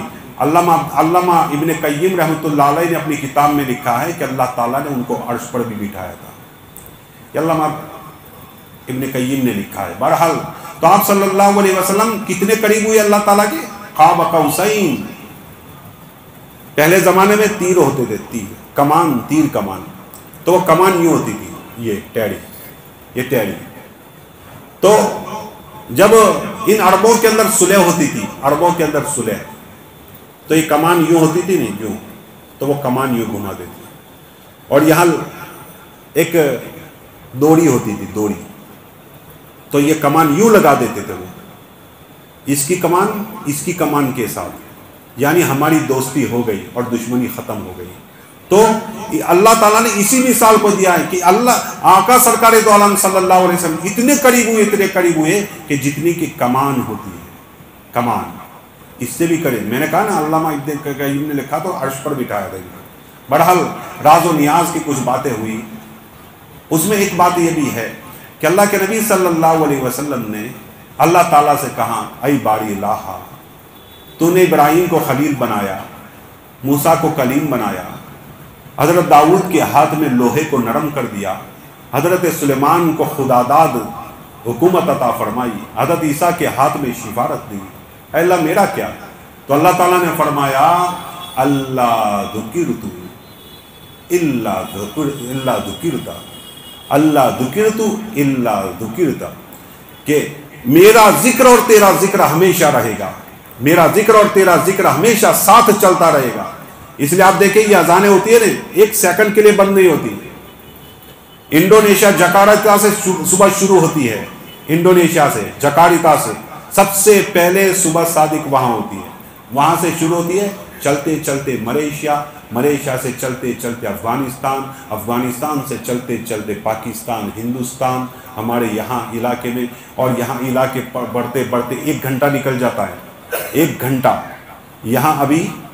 یہاں اب مغرب ہوتی ہے، وہاں عشاء ہو جاتی ہے، 1 گھنٹہ چلتے، وہاں سے چلتے چلتے نیپال، چین ہوتے ہوتے ہوتے جب ایشیا کے لوگ سوتے ہیں تو مغرب کے لوگ اٹھتے ہیں، یورپ کے لوگ اٹھتے ہیں، اور پھر صبح کی اذان وہاں سے شروع ہوتی ہے، اور وہاں سے چلتے چلتے چلتے اس کنارے تک پہنچتی ہے تو شام ہو جاتی ہے، اور مغرب کے لوگ جب سوتے ہیں تو عشاء کے لوگ اٹھتے اور اذان پڑھتے ہیں۔ اللہ کا ذکر اور اللہ کے نبی صلی اللہ علیہ وسلم کا ذکر ہر وقت، ہر لحظہ، ہر سیکنڈ پوری دنیا میں ہمیشہ گونجتا رہتا ہے۔ بہرحال 2-4 واقعے اور عرض کر دوں چھوٹے چھوٹے۔ اللہ کے نبی صلی اللہ علیہ وسلم نے دیکھا کہ ایک بہت ہی بھیانک فرشتہ ہے، چہرہ مکھڑا بہت خطرناک۔ پوچھا یہ کون ہے؟ جبرائیل، کہ جہنم کا فرشتہ ہے، دیکھنے سے ہی ڈر لگتا ہے تو جہنم کیسی ہوگی۔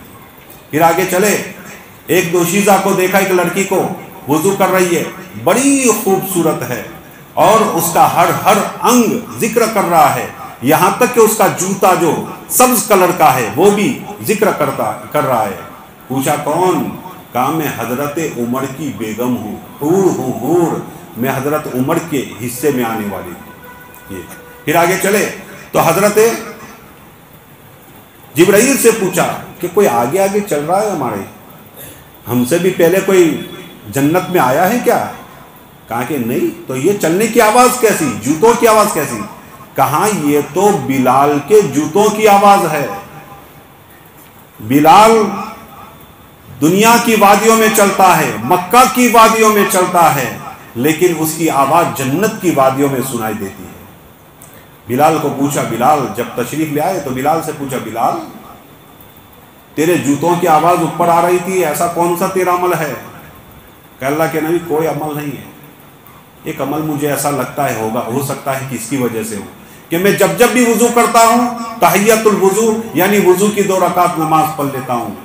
تو علماء نے لکھا ہے خالی یہ نہیں تھا کہ 2 رکعت نماز پڑھ لی بات ختم، 2 رکعت نماز پڑھ لی جنت کے ٹھیکیدار ہو گئے، نہیں، جب بھی ان پر ظلم ہوا احد کہا، ریت پر لٹایا گیا گرم گرم ریت پر تو کہا احد، پیٹا گیا اللہ ایک ہے، مارا گیا اللہ ایک ہے، انگاروں پر لٹا گیا کہا اللہ ایک ہے، اور قسم قسم کی بلاؤں میں مبتلا کیا گیا تو کہنے لگے اللہ ایک ہے۔ یہ بہرحال اللہ کے نبی صلی اللہ علیہ وسلم نے جنت کے اندر قرآن کی تلاوت کی آواز سنی۔ پوچھا یہاں کون پڑھ رہا ہے قرآن؟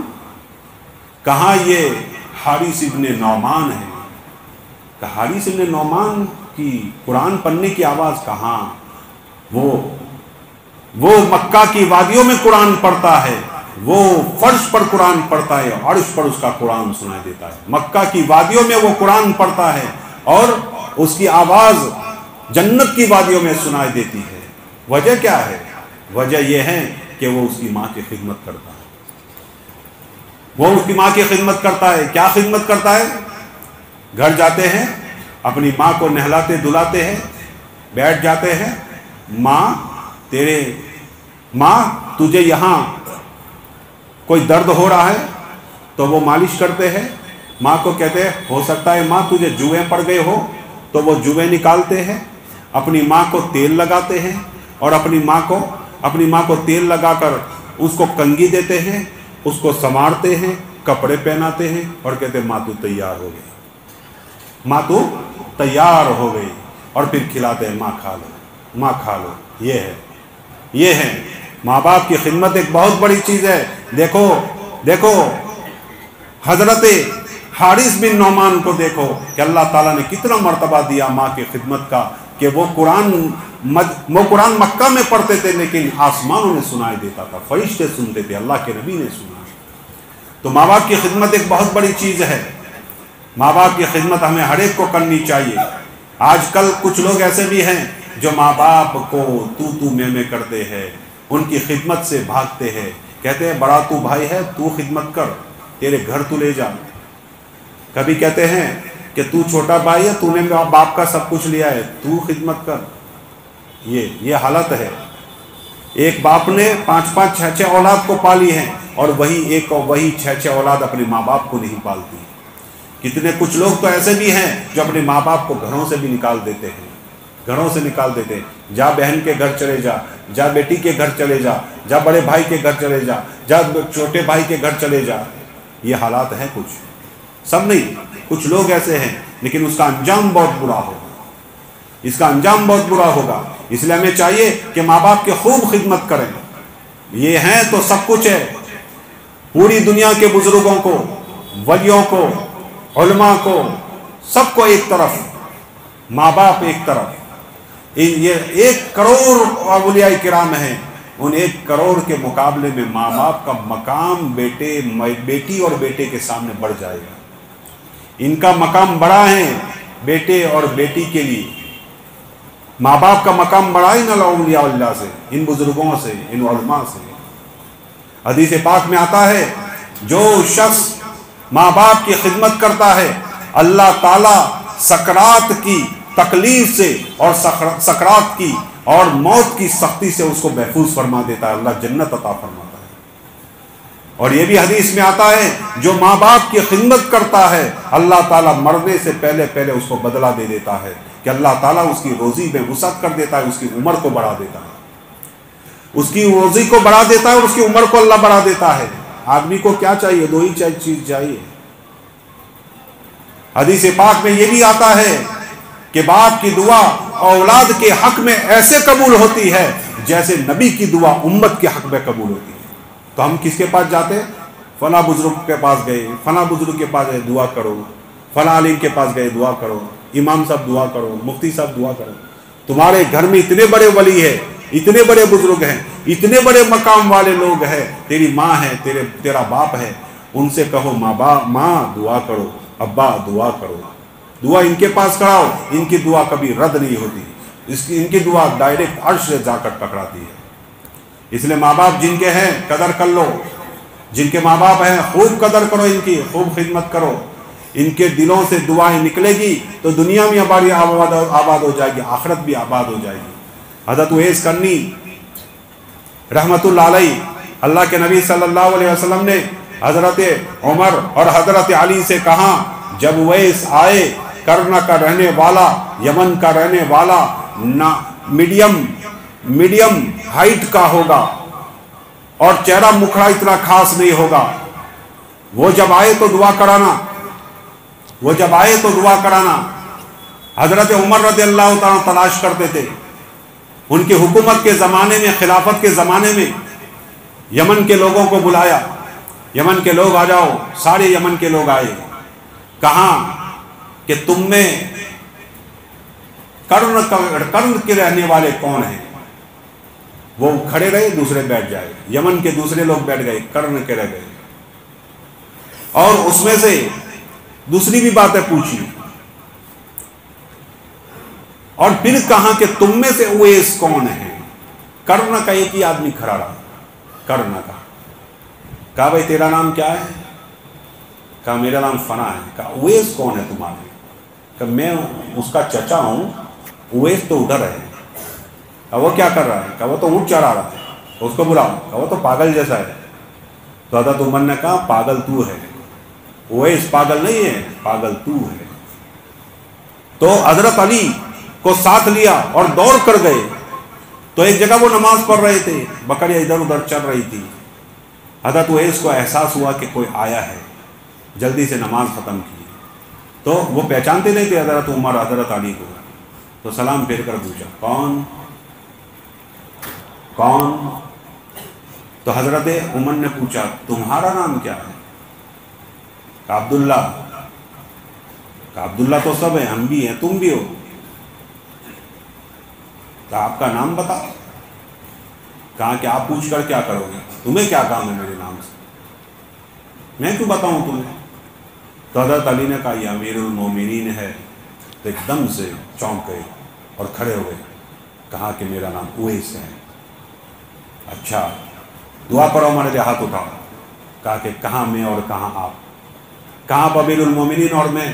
کہا کہ نہیں، میرے نبی نے کہا تھا جب اویس سے ملاقات ہو تو اس سے ہاتھ اٹھا کر دعائیں کرانا. یہ وہ شخص ہے جس نے اپنی ماں کی خدمت کی ہے، یہ وہ شخص ہے جس نے اپنے ماں کی خدمت کی ہے، اور یہ وہ شخص ہے جس نے اپنی ماں کی خدمت کی بدولت اتنا بڑا مرتبہ پایا ہے کہ اللہ تعالیٰ اس کی دعا کو رد نہیں کرتا. قیامت کے دن یہی اویس، جب لوگ جنت میں جائیں گے تو آواز آئے گی اویس ٹھہر جاؤ. تو حضرت اویس کانپ جائیں گے. کیا ہوا؟ کیوں؟ میری کیا غلطی؟ کہا ٹھہرو اور اشارہ کرو اویس. کس کو آپ کو جنت میں لے جانا ہے؟ جہاں جہاں تیری عمری جائے گی وہاں وہاں میں لوگوں کو جنت میں بھیجوں گا. تو کہے گا یہ، تو کہے گا یہ، تو کہے گا یہ، تو کہے گا یہ، میں سب کو جنت میں بھیج دوں گا. تو خالی اشارہ کرتے جا، میں جنت میں بھیجتے جاؤں گا. یہ ہے ماں کی خدمت. تو ماں کی خدمت کرنی چاہیے بھائیوں. ماں کی خدمت سے اعراض نہیں کرنا چاہیے، منہ نہیں موڑنا چاہیے. ایک واقعہ کے کر میں بات ختم کروں، وقت ہو چکا ہے. مختصر سا واقعہ ہے. ایک آدمی تھا، ماں بوڑھی ہو چکی تھی، اس کو حج میں جانا تھا. ماں کہتی تھی بیٹا ٹھہر جا، عمر زیادہ ہو گئی ہے، ہو سکتا ہے کہ میں اس دنیا سے رخصت ہو جاؤں. جب میں دنیا سے رخصت ہو جاؤں تو چلے جانا بیٹا، ہو سکتا ہے تو وہاں جائے اور وہاں میں پریشان ہو جاؤں. تو وہ کہہ رہا ٹھیک ہے اماں. دوسرا سال، اماں زندہ ہے. اماں جاؤں؟ نہیں بیٹا مت جا، میں جب مر جاؤں تب چلے جانا. تیسرا سال، اماں جاؤں؟ نہیں. چوتھا سال، پانچواں سال، اس طرح سال گزرتے جا رہے. اب وہ پریشان ہو گیا، غصے ہو گیا. نہیں اماں اب تو میں جاؤں گا، میں تو جاؤں گا، تیری عمر لمبی ہے، تو نہیں مرنے والی، میں تو جاؤں گا. یہ نکل گیا، یہ نکل گیا. اب چلتے چلتے چلتے ایک مسجد میں اس نے رات کو قیام کیا. اسی گاؤں کے اندر کسی آدمی نے چوری کی، چوری کر کے بھاگ رہا تھا. گاؤں والے پیچھے ہو لیے. وہ دوڑتا دوڑتا دوڑتا مسجد کی جو کھڑکی تھی اس میں کودا، اور اس نے سامان جو سویا ہوا تھا وہ آدمی وہاں رکھا اور دوسری کھڑکی سے یہاں سے داخل ہوا اور اس کھڑکی سے نکل کر بھاگ گیا. لوگ مسجد میں آئے اور دیکھا سامان یہاں پڑا ہوا ہے، آدمی سویا، تو خالی خالی سویا ہے، اسی نے چوری کیا، پکڑو. پکڑا گیا، امیر کے پاس لے گئے، کہا ہاتھ کاٹ دو. سامان اس کے پاس ہے، سارے ثبوت موجود ہے، دوسرا کوئی آدمی موجود نہیں ہے، تو کسی نے چوری کی ہوگی، ہاتھ کاٹ دو. ہاتھ کاٹ دیا گیا اور اس کے چہرے پر کالک پوتی گئی اور گاؤں میں گدھے پر بٹھایا گیا اور گاؤں میں گھمایا گیا. بادشاہ نے کہا، امیر نے کہا لوگوں کو اعلان کرو اور کہو کہ دیکھو یہ چور ہے، جو بھی چوری کرے گا اس کا انجام یہی ہوگا. گدھے پر بٹھایا گیا، منہ کالا کیا گیا اور گلی گلی گھمایا جا رہا ہے اور شور کر رہا ہے، اے لوگوں دیکھو یہ وہ شخص ہے جس نے چوری کی، جو چوری کرے گا اس کا انجام یہی ہوگا. وہ کہتا تھا نہیں مجھے چور نہ کہو، اے لوگوں تم ایسا مت کہو کہ چور، مجھے یہ کہو یہ وہ شخص ہے جس نے اپنی ماں کی نافرمانی کی ہے، اپنی ماں کا کہا نہیں مانا ہے. جو اپنی ماں کا کہا نہیں مانے گا اس کا انجام یہی ہوگا. تو بھائیو بہت ڈرنے کی بات ہے، ہمیں چاہیے. بہت سارے واقعات ہیں، ابھی میں اس کو بیان کرنے جاؤں گا کہ میں اللہ کے نبی کہتے میں نے یہ دیکھا کہ ایک آدمی کو کینچی سے ہونٹ کاٹے جا رہے. پوچھا جبرائیل یہ کون ہے؟ یہ تمہاری امت کے وہ لوگ ہیں جو جھوٹ بولتے تھے. کچھ لوگوں کے پیٹ دیکھ کے بڑے بڑے ہیں، اس میں پتھر بڑے ہوئے. پوچھا جبرائیل یہ کون ہے، اس کو یہ سزا کیوں ہے؟ تو اللہ کے نبی نے کہا یہ وہ لوگ ہیں تمہاری امت کے جو سود کھایا کرتے تھے. کچھ ایک آدمی کو دیکھا کہ جو سویا ہوا ہے، بڑا پتھر ڈالا گیا، اس کا سر پھٹ گیا، ٹکڑے ٹکڑے چورے چورے ہو گیا اور کیما بن گیا. وہ پتھر لڑک کر ادھر گیا، فرشتہ لینے گیا، اتنے میں اس کا چہرہ بالکل ٹھیک ہو گیا. پھر اس کو پتھر مارا اور اس کا منہ کیما بن گیا، پتھر لڑک کر گیا اور وہ ٹھیک ہو جاتا ہے. پھر پتھر مارا گیا. پھر اللہ کے نبی نے پوچھا یہ کون ہے؟ کہا یہ آپ کی امت کا وہ شخص ہے جو نماز میں سستی کیا کرتا تھا، قیامت تک اس کو یہ عذاب ہوتا رہے. بہرحال اور بھی بہت ساری باتیں، میں نماز پر آپ کو کچھ کہنا چاہتا تھا لیکن پھر بھی وقت ہو گیا ہے. یہی میں بات ختم کرتا ہوں. نماز کے بارے میں آپ کو کہہ دوں، آج سے آپ نیت کر لیں انشاءاللہ آج کی فجر سے قیامت کی فجر تک، آج کی فجر سے موت کی فجر تک اور موت کی شام تک انشاءاللہ ہماری نمازیں نہیں چھوٹیں گی. جلدی سوئیں گے تو فجر کی نماز کی توفیق ہوگی. اور سائنس بھی آج تو یہ کہتا ہے کہ جلدی سونے والا آدمی صحت مند ہوتا ہے، کیونکہ سائنس یوں کہتی ہے 10 بجے کے بعد آدمی کے اندر سے کچھ کیمیکل نکلتا ہے. پورے دن میں اس کا جو جسم ہوتا ہے نا وہ ٹوٹ پھوٹ جاتا ہے. اس میں سے جو کیمیکل نکلتا ہے نا تو بدن میں جو ٹوٹ پھوٹن ہے وہاں کو کیمیکل لگ جاتا ہے اور اس کے بدن کو پھر تیار وہ کر دیتا ہے. اگر آدمی 10 بجے کے بعد نہیں سوتا، 12 بجے 1 بجے 3 بجے سوتا ہے، تو وہ جو کیمیکل کا فائدہ ہے اللہ نے قدرتی رکھا ہے، وہ کیمیکل کا فائدہ اس کو نہیں ہوتا، پھر یہ آدمی آہستہ آہستہ آہستہ کمزور ہو جاتا ہے، بوڑھا ہو جاتا ہے۔ بہرحال تو جلدی سونے کی کوشش کریں، فجر کی نماز پڑھیں، نماز کبھی نہ چھوڑیں۔ اللہ تعالیٰ کئی باتوں پر ہم سب کو عمل کرنے کی پوری توفیق نصیب فرمائے۔ واخر دعوانا خوش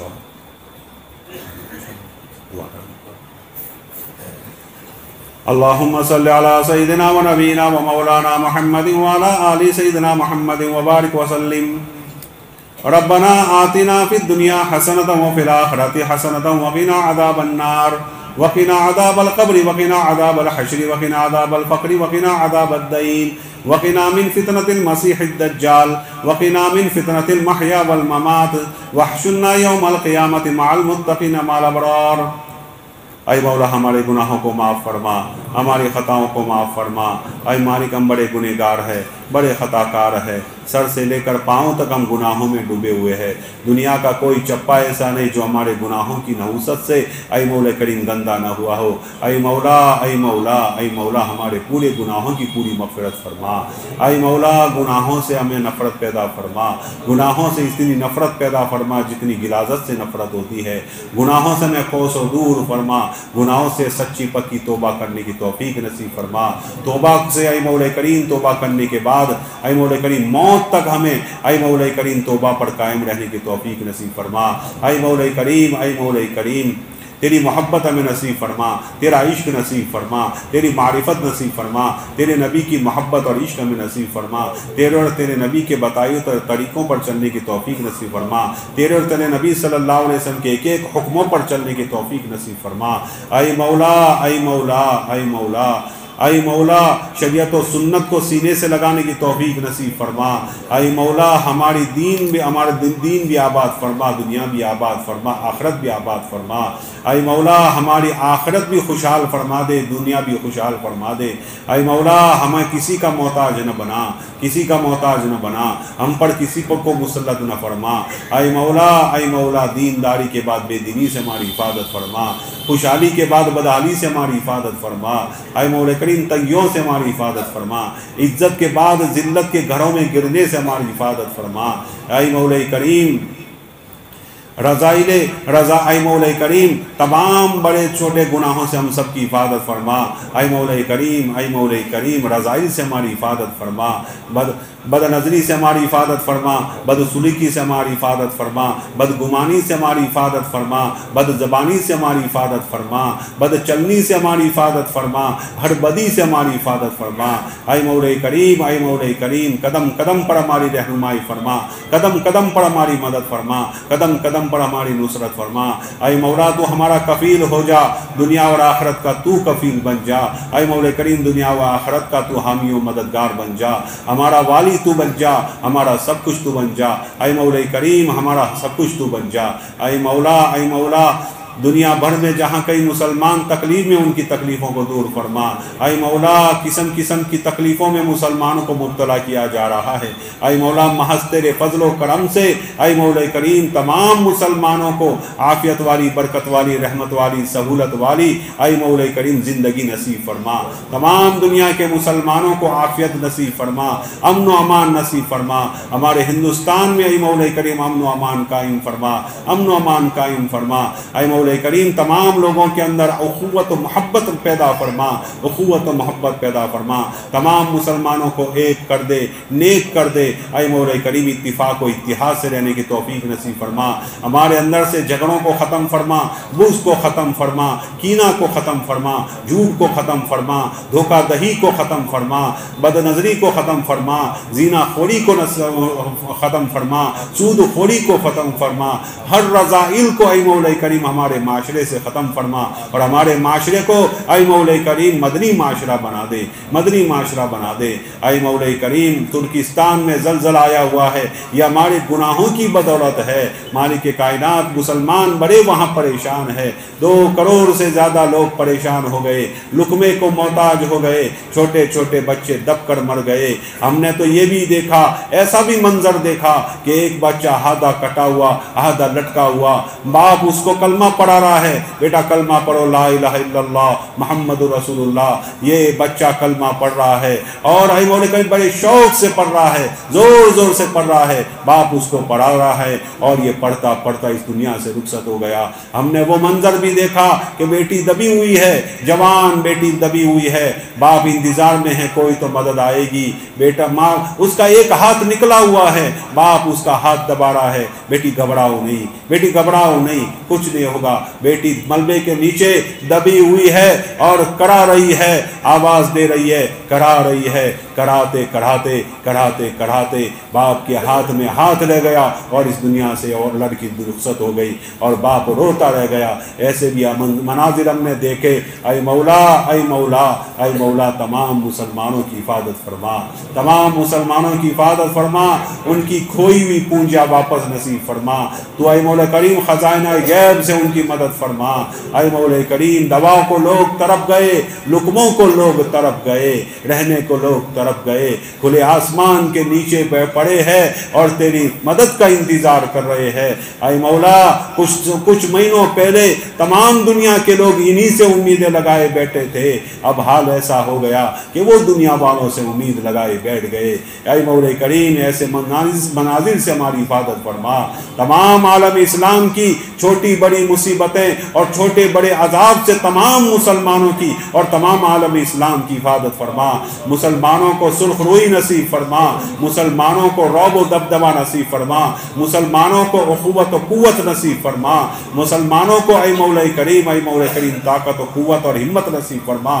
مالک کائنات جو بیمار مسلمان ہیں ان کی بیماریوں کو دور فرما، قسم قسم کی بیماریوں میں مبتلا ہے، اپنی پراپرٹی بیچ کر دوائیں کرا رہے ہیں، اے مولا ایسے حالات سے زندگی گزار رہے ہیں، بھیک مانگ کے اپنے رشتہ داروں کی دوائیں کرا رہے ہیں، اے مولا تمام مسلمانوں کی بیماریوں کو دور فرما۔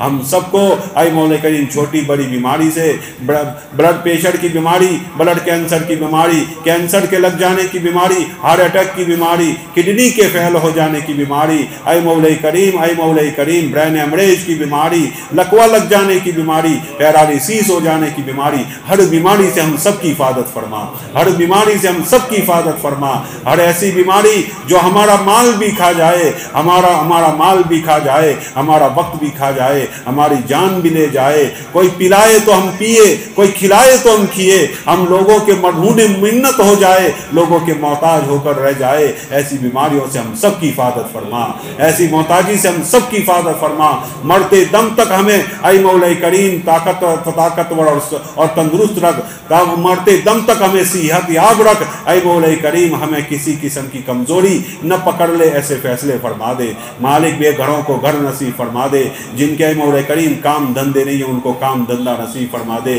جن کے اے مولا کریم کاروبار ہیں ان کے کاروبار میں برکت پیدا فرما دے، مندی کو ختم فرما دے، اے مولا کریم مندی کو ختم فرما دے اور روزیوں کے دروازے مسلمانوں کے لیے بالکل کھول دے، اور اے مولا کریم روزیوں کے دروازے کھول دے، مسلمانوں کے قدموں کے اندر اے مولا کریم حلال پاکیزہ طیب عافیت والی برکت والی رحمت والی سہولت والی برکتوں کو اور سہولت والی دولتوں کو سہولت والی روزیوں کو ڈال دے۔ مالک کائنات جو اے مولا کریم شادی شدہ نہیں ہے ان کے جوڑوں کو ظاہر فرما، جن کی شادی ہو چکی ہے ان کو نیک صالح اولاد نصیب فرما، جن کی اولادیں نہیں ہیں ان کو اولاد نصیب فرما، جن کی اولاد ہے اے مولا کریم ان کی اولادوں کو اپنے ماں باپ کی آنکھوں کی ٹھنڈک بنا، جو مانگا وہ بھی نصیب فرما، جو نہ مانگ سکے وہ بھی نصیب فرما۔ اے مولا یہ مسجد میں، یہ صابری مسجد میں لوگ بیٹھے ہوئے ہیں، اپنے ہاتھ اٹھائے ہوئے ہیں، بہت ساری عورتوں نے تیرے سامنے ہاتھ اٹھائے ہیں، اے مولا کریم بہت سارے بچوں نے تیرے سامنے ہاتھ اٹھائے ہیں، اے مولا ان کو بہت بہت ساری حاجتیں ان کے دل میں چھپی ہوئی ہوگی. اے مولا تو دل کا بھیدی ہے, ان کی جو جو ضروری حاجات ہے, ان کی جو جو امیدیں ہے, اے مولا یہ جتنے بھی بیٹھے ہوئے سب کی حاجات اور ضروریات کو پوری فرما. اور اے مولا ان کے دلوں میں شکایتیں ہوگی, ان کے دلوں میں فریادیں بھی ہوگی, ان کے دلوں میں بہت ساری ایسی چیزیں ہوگی جو تجھ سے دور کرنے کی دعائیں مانگ رہے ہوں گے. تو دل کا بھیدی ہے, تو جانتا ہے ان کی کیا کیا شکایتیں ہیں, ان کی کیا کیا تکلیفیں ہیں, ان کی کیا کیا فریادیں ہیں. سب ان کی تکلیفوں اور فریادوں کو دور فرما. دعا کو ماس تیرے فضل و کرم سے قبول فرما. تیرے نبی صلی اللہ علیہ وسلم نے جتنی بھی خیر مانگی ہے, اے مولا کریم آج یہ بیٹھے ہوئے مرد اور عورتیں جو تیرے سامنے ہاتھ پھیلائے ہوئے ہیں اور پوری دنیا کے مسلمانوں کے لیے وہ خیر مانگ رہے ہیں, ہم کو پوری پوری خیر نصیب فرما. اور تیرے نبی صلی اللہ علیہ وسلم نے جن جن شرور سے, جن جن تکلیفوں سے, مصیبتوں سے, پریشانیوں سے, جادو ٹونا سے, بیماریوں سے پناہ مانگی ہے, یہ بیٹھے ہوئے ہیں جتنے لوگ ہیں, یہ مرد ہے, یہ عورتیں ہیں, یہ بچے ہیں, ان تمام کے لیے ہم پناہ مانگ رہے ہیں اور پوری دنیا کے مسلمانوں کے لیے پناہ مانگ رہے ہیں. ہم سب کو پوری پوری پناہ نصیب فرما. دعا کو ماسر فضل و کرم سے قبول فرما. ان اللہ و ملائکتہ یصلون علی النبی یا ایھا الذین آمنوا صلوا علیہ وسلموا تسلیما.